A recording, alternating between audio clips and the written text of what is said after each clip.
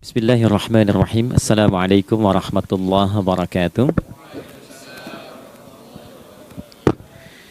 Alhamdulillah wassalatu wassalamu ala Rasulillah Muhammad ibn Abdullah wa ala alihi wa sahbihi wa man walah wa ba'd. Fa ya ibadallah usi nafsi wa iyyakum bi taqwallah faqad fazal muttaqun fala tamutunna illa wa antum muslimun. Faqala ta'ala Ya ayyuhalladzina amanu taqullaha haqqa tuqatih wa la tamutunna illa wa antum muslimun.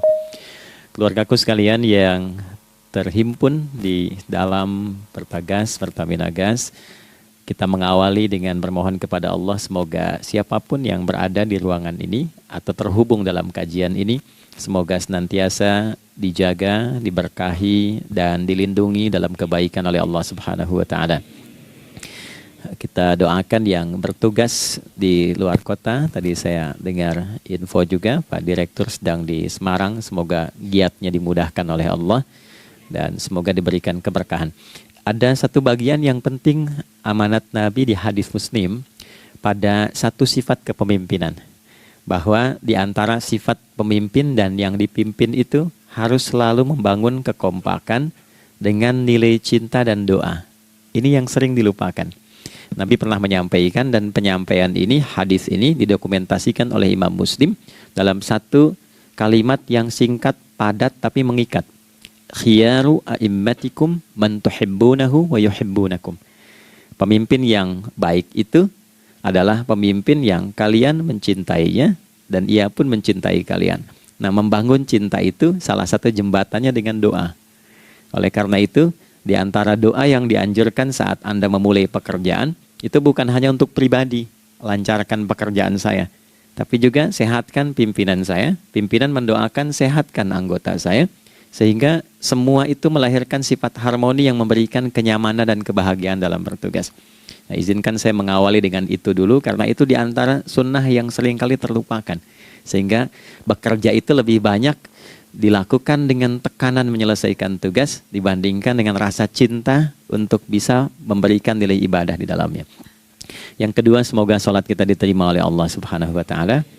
Nah, yang kedua ini tidak cukup dengan amin. Kita harus tahu dulu standar penerimaan itu seperti apa. Dan yang kedua, kenapa harus sholat?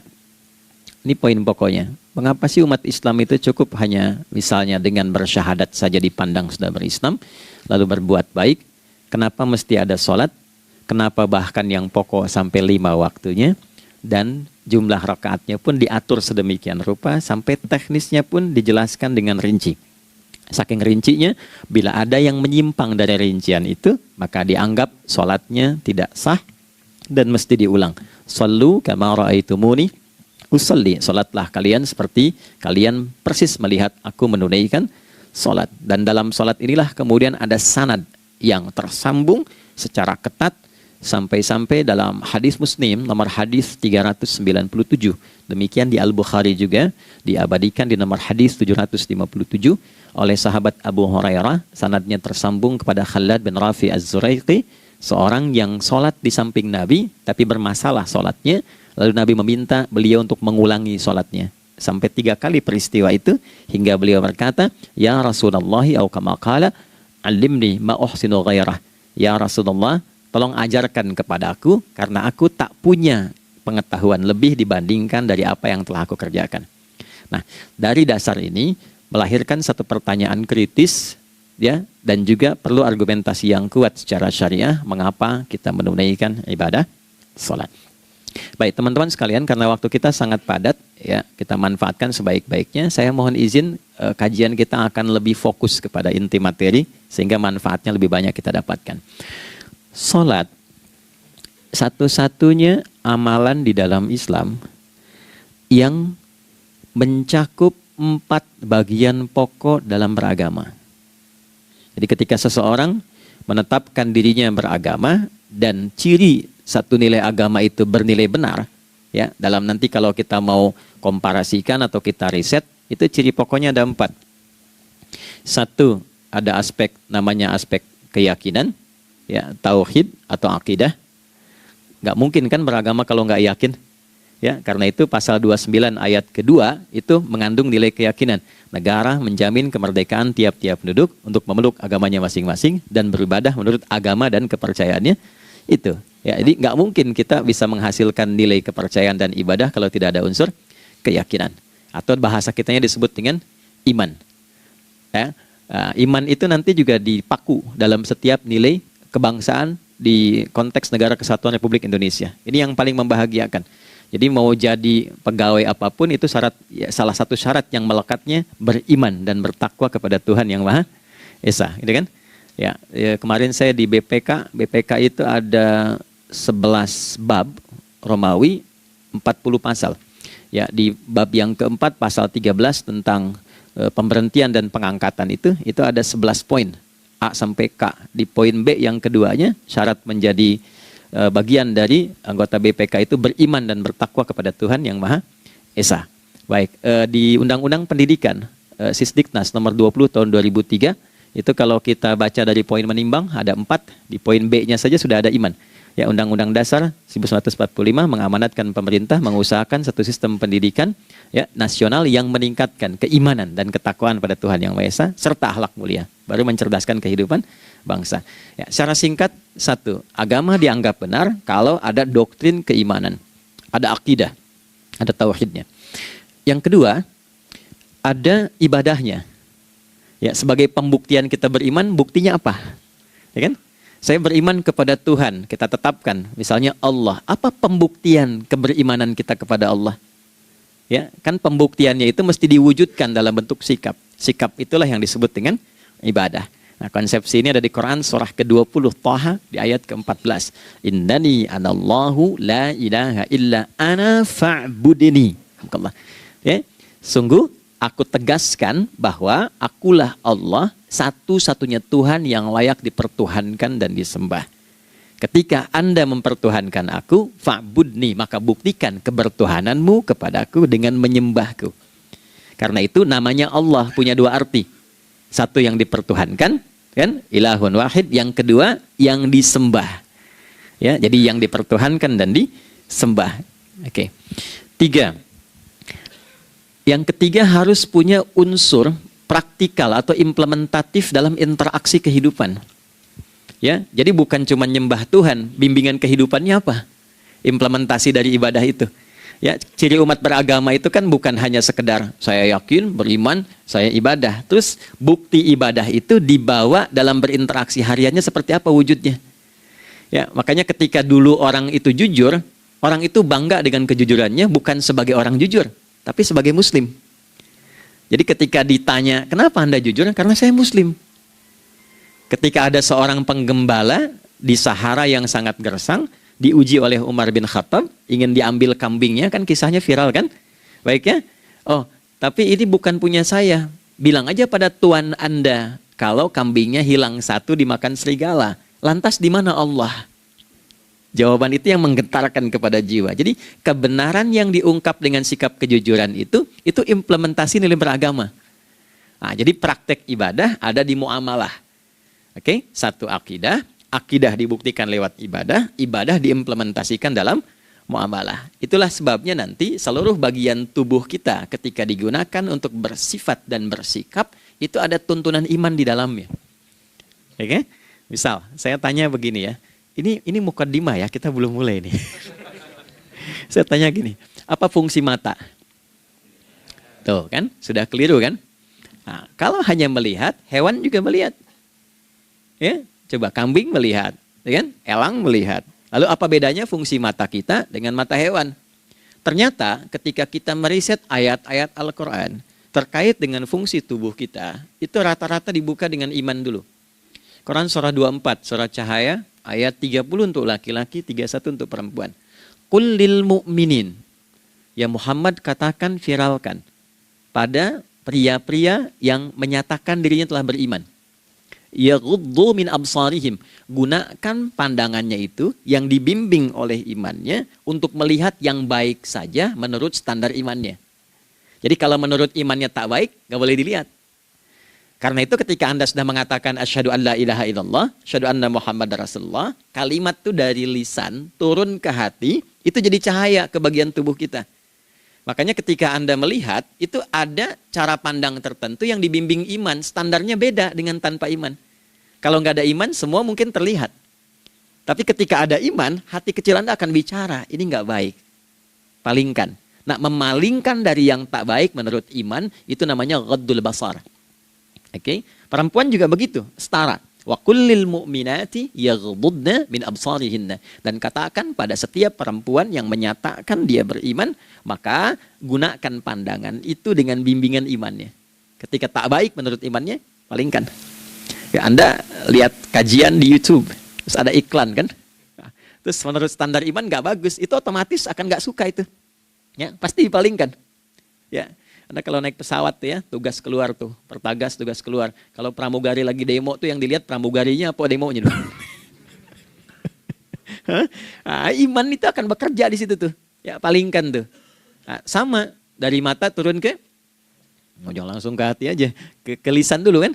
Ya, ke mulut kan. Itu mulut tuh ketika digunakan fungsinya, imannya disebut dulu. Ya, Quran surah 49 ayat 11 misalnya. Ya ayyuhalladzina amanu, imannya dulu. La yaskhara qaumin qaum. Ayat 12-nya la yaghtab ba'dukum ba'dha. Hai orang-orang yang telah menyatakan beriman. Kalau pakai alladzina disebutkan 1080 kali dalam Al-Quran, itu kalimatnya diksinya singkat, padat, mencakup semua tanpa sekat. Oke, jadi kalau laki-laki, perempuan, tua, muda, besar, kecil, beda strata, duniawi, itu semua tercakup di dalamnya. Hei semua yang telah menyatakan beriman, gunakan imanmu untuk membimbing lisanmu bertutur. Kalau masih merasa punya iman, jangan gunakan lisan untuk mencela, merendahkan orang. Untuk bergibah, membuat hoax. Didetilkan oleh Nabi, kalimatnya jelas. Man kana yu'minu billahi wal yaumil akhir, falyakul khaira aw liyasmut. Siapapun. Nah, dari alladzina ketika dirinci pakai man. Ya, man itu bentuk tunggal, ya, personal, tapi maknanya general. Jadi kalau Anda, saya, kita baca ayat atau hadis ada man, posisikan Nabi sedang bicara ke kita. Ya, hei Adi Hidayat, posisikan Nabi bilang gitu tuh. Kalau engkau merasa beriman sama Allah dan yakin dihisab di hari kiamat, jaga lisanmu. Katakan yang baik dengan bimbingan imanmu, tak mampu engkau diam. Jadi cukuplah suami istri itu menggunakan satu hadis ini, pasti sakinah itu muncul dalam kehidupan rumah tangganya. Ya, itulah sebabnya kenapa sakinah didahulukan dibanding mawaddah. Hati-hati ya, Mbak, walaupun namanya sakinah nggak ada ini nggak akan datang tuh ketenangan tuh. Ya, ada yang tahu nggak rahasianya? Kenapa sakinah duluan dibanding mawaddah? Ya, 5 juta. Ya, waktu habis karena padat sekali. Maddah jamaknya mawaddah, rasa kasih yang tumbuh dari pemberian materi. Jadi kalau rumah tangga itu ingin cenderung pada kebahagiaan, boleh berbagi dengan materi. Ya, istri cemberut, Anda datang dengan senyuman, sayang, kenapa? Ya, ini emas 2 kilo, nah itu pasti sehat lagi tuh. Ya, itu mawaddah. Tapi maaf, walaupun Anda mapan bekerja, harta cukup melimpah, ruah, tapi tidak ada ketenangan di rumah tangga, tidak ada sakinah, maka hampa kehidupan rumah tangga itu. Itulah sebabnya kenapa di Quran sakinah lebih dulu dibandingkan dengan mawaddah. Saya tanya ibu deh, ibu pilih mana? Kaya tapi gelisah atau miskin tapi tenang? Oke. Saya paham itu. Saya paham. Suami juga sepakat semuanya. Artinya apa? Kita nggak bisa menghilangkan unsur ketenangan. Oke, itu hanya pembuktian argumentatif ya, supaya kajiannya lebih kepada argumen. Jadi ada akidah terkorelasi dengan ibadah, implementasinya di aspek muamalah. Nah, nanti cara bermuamalahnya diatur lewat akhlak namanya. Bagaimana bermuamalah yang baik? Kan Anda, maaf ya, berekspresi kepada pimpinan dengan kawan kan berbeda. Oke, kepada orang tua dengan anak kan lain. Nah, yang mengatur interaksi kita sehingga terjalin harmoni yang baik, itulah yang disebut dengan akhlak.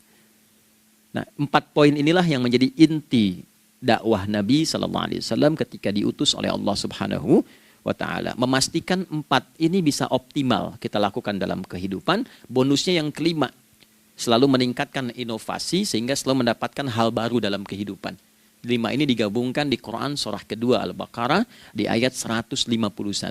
Kama arsalna fikum rasulam minkum yatslu alaikum ayatina. 1. Oke, wa yuzakkikum 2, akhlak, wa yu'allimukumul kitaba 3, wal hikmah 4, 5, wa yu'allimukum ma lam takunu ta'lamun. Kelima-limanya ini digambarkanlah dalam bentuk ibadah yang melatih kita sebagai pondasi awal menuju dan memantapkan 5 hal ini, yaitu sholat. Itulah sebabnya kenapa sholat yang pokok dilakukan 5 waktu dalam sehari untuk mewujudkan 5 hal ini dalam kehidupan, dan satu-satunya ibadah yang mengumpulkan 5 aspek ini dalam prakteknya hanya sholat. Hanya sholat. Oke, mari kita detilkan, kita rinci, dan di sini kita akan mulai kajian kita. Yang tadi mukadimah ya. Baik, kita punya 30 menit. Wah, padat sekali. Bismillahirrahmanirrahim. 1. Sholat adalah perwujudan iman seorang hamba. Karena itulah kalimat sholat pertama kali disebutkan dalam Al-Quran, itu letaknya setelah kalimat iman. Al-Baqarah ayat 3, Alladzina yu'minuna bil ghaibi wa yuqimunas sholat. Orang-orang yang telah menyatakan beriman dan konsisten menjaga imannya. Beda alladzina amanu dengan yu'minun. Amanu telah beriman. Tapi kalau dia komitmen dan konsisten terus menjaga imannya sampai saat dia berpulang pada Tuhannya, maka berubah nanti bentuknya kalau di bahasa Arab jadi mudhari'. Kalau di bahasa Inggris kan tuh punya 3 arti, present, continuous, and future. Jadi kalaupun sekarang terus berlangsung sampai masa depan pun saya tetap akan beriman. Nah, pembuktian untuk menjaga iman itu pembuktian utamanya pada sholat. Itulah sebabnya satu-satunya amal ibadah dari rukun Islam yang 5 itu, ya, satu-satunya amal ibadah yang disebut iman dalam Al-Quran hanya salat. Teman-teman boleh buka Quran surah kedua Al-Baqarah di ayat 143. Ya, di pertengahan ke ujung ayatnya. Saya percepat. Wa ma kana Allahu liyudhi'a imanakum. Dan Allah nggak akan pernah menyia-nyiakan salat seseorang yang dikerjakan karena imannya. Ayat ini turun, ketika ada terjadi pergantian arah kiblat dari yang tadinya semula ke Masjidil Aqsa, lalu berputar 180 derajat, beralih ke Masjidil Haram.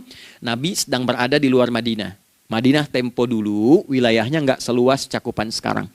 Oke, kalau diilustrasikan area sekitaran Masjid Nabawi sekarang itulah Madinah lah. Di luar itu sudah di luarnya. Nah, Nabi sedang sholat, riwayatnya banyak menyebutkan ada yang mengatakan zuhur, ada asar, ada maghrib. Di pertengahan itu turunlah Al-Baqarah ayat 144. Qad nara taqalluba wajhika fis sama' falanuwalliyannaka qiblatan tardaha fawalli wajhaka syatral masjidil haram. Maka berputarlah dengan turunnya ayat ini 180 derajat menghadap ke arah Masjid Al-Haram. Problemnya adalah ketika Nabi dan pengiring beliau kembali ke Madinah, area Masjid Nabawi, kan nggak semua masyarakat ikut. Maka virallah informasi itu bahwa kiblat telah beralih ke kiblat awal, yaitu Ka'bah Al-Musyarrafah. Maka penduduk panik pada saat itu. Status sholat kami yang tadi dikerjakan bagaimana? Karena sudah nggak bisa diulang, sudah pindah waktu. Maka turunlah kemudian firman Allah yang Al-Baqarah 143 itu, wa ma kana Allahu liyudhi'a imanakum. Karena engkau mengerjakan sholat itu dengan imanmu, maka Allah nggak menyia-nyiakan imanmu itu. Maksudnya apa? Walaupun arah kiblatnya tidak tahu mengarah kepada sisi yang belum berubah, tetap dihitung pahalanya sempurna karena imannya. Gitu. Nah, ini nanti yang menjadi landasan turunnya Al-Baqarah ayat 115. Walillahil masyriq wal maghrib fa aynama tuwallu fathamma wajhullah. Kalau Anda sedang tugas nanti di lapangan, lalu sulit menemukan arah kiblat. Aplikasi susah karena sinyal nggak masuk misalnya. Oke, kemudian juga matahari agak remang-remang sehingga sulit untuk terlihat patokannya. Maka dengan keyakinan, dengan iman itu, menghadaplah ke arah yang kita yakini, maka berlakulah Al-Baqarah 115. Di saat itu diterima amal ibadah kita sama dengan yang menghadap kiblat dengan dasar imannya. Oke, nah pengertian terbaliknya, mafhum mukhalafahnya, maka Nabi mengatakan, al-farqu bainal mu'min wal kafir tarkus salah. Beda antara orang yang beriman dengan yang belum beriman adalah pada sholatnya. Jadi kalau ada orang mengatakan sudah beriman dan tidak menunaikan sholat, ini artinya keimanannya belum diakui sepenuhnya oleh Allah Subhanahu wa Ta'ala. Jelas ya? Halo, kenapa sedih begini? Maaf, saya terlalu cepat nggak? Enggak ya, baik. Jadi dalam poin ini penting pembedanya di sholat. Itulah sebabnya kenapa dari kecil kan, usia sekian, dari mulai 3 ke arah 7 tahun contohkan. Ya, orang tuanya sholat bentangkan sejadah. Kalau bisa, kalau anak sudah mulai suka tuh kasih model sejadah yang anak-anak sukai bentuknya. Ya, dulu ada anak saya senang model mobilan, saya tidak sebutkan supaya tidak endorse gitu ya. Dikasih sejadah dengan pola itu, dia senang tuh ikutin. Kita nggak minta sholat, dia datang sendiri. Ya, nanti setelah mulai 7 tahun kan baru diajarkan dengan baik, diajak ke masjid kalau yang laki-laki. Demikian seterusnya. Ya, mengapa dari awal dituntun seperti itu? Untuk memberikan sebuah penguat bahwa penjagaan iman dimulai dari sejak dini. Ya, tapi di Indonesia saya perhatikan kelasnya sudah advance. Ya, TK sudah manasik gitu. Itu satu ya. Karena nanti kalau Nabi bilang begitu artinya akan terjadi orang mengatakan beriman tapi tidak sholat. Ya, makanya keras dari awal Nabi katakan bahwa pembeda antara orang yang beriman dengan yang baru klaim beriman itu pada sholatnya. Ya, pada sholatnya. Mengerjakan sholat maka sah status imannya, tidak menunaikan sholat maka bermasalah imannya. Itu poin yang pertama. Yang kedua teman-teman sekalian, ibadah. Kita lanjut ya. Sholat adalah bagian pokok terpenting dari ibadah. Nah, di sini kita akan mulai membuka sedikit rahasia terkait dengan aspek ibadah ini. Teman-teman sekalian, ternyata sholat ini ketika oleh Allah diturunkan dalam Al-Quran, dalam konteks penunaian ibadah, bukan berarti hanya mengkoneksikan atau mengkorelasikan hubungannya dengan iman saja, bukan. Karena saya beriman, saya buktikan ibadah nyembah Allah lewat sholat. Dalilnya Quran surah ke-20 ayat 14. Innani anallah la ilaha illa ana. Aku tegaskan akulah Allah, nggak ada Tuhan yang layak dipertuhankan dan disembah kecuali saya. Fa'budni, kalau Anda telah menyatakan beriman padaku, buktikan keberimananmu dengan menyembah saya dalam ibadah. Bentuknya bagaimana ya Allah? Teruskan ayatnya. Wa aqimis sholata. Tunaikan sholat sebagai bukti ibadah. Itu li dzikri, sebagai zikir kepadaku. Jadi korelasi antara ibadah dengan iman, sudah kita sebutkan dalilnya. Sekarang ibadahnya tersendiri ketika ditunaikan, apa manfaat dari ibadah itu? Mengapa mesti ada 5 waktu? Dan apa turunan manfaatnya dalam kehidupan kita? Kalau kita mengerjakan itu, dampaknya kepada kehidupan kita apa? Nah, inilah indahnya di dalam Islam, dijelaskan dalilnya, diberikan contohnya, diberikan alasannya, dan yang paling indah, diberikan penjelasan dengan detail tentang manfaat-manfaatnya. Ini tidak ditemukan di dalam konsep keyakinan manapun. Kalau teman-teman boleh mau riset silahkan. Ada nggak satu keyakinan agama tertentu yang dari ibadahnya tuh diatur? Cara memulainya, bacaannya, detailnya, manfaatnya, waktunya, sampai dengan hasilnya, sampai kiamatnya. Ini menunjukkan bukan karya manusia. Bukan karya manusia. Kalau karya manusia setiap orang bisa buat itu. Ya, ketika ini menunjukkan bukan karya manusia, maka pertanyaannya dengan cara apa lagi Allah memberikan pembuktian pada kita bahwa Ia Tuhan yang hak yang harus kita sembah. Nah, kalau sudah paham, mari kita rincikan turunan tentang sholat ini. Kita mulai satu-satu teman-teman sekalian dari waktu sholat. Alhamdulillah.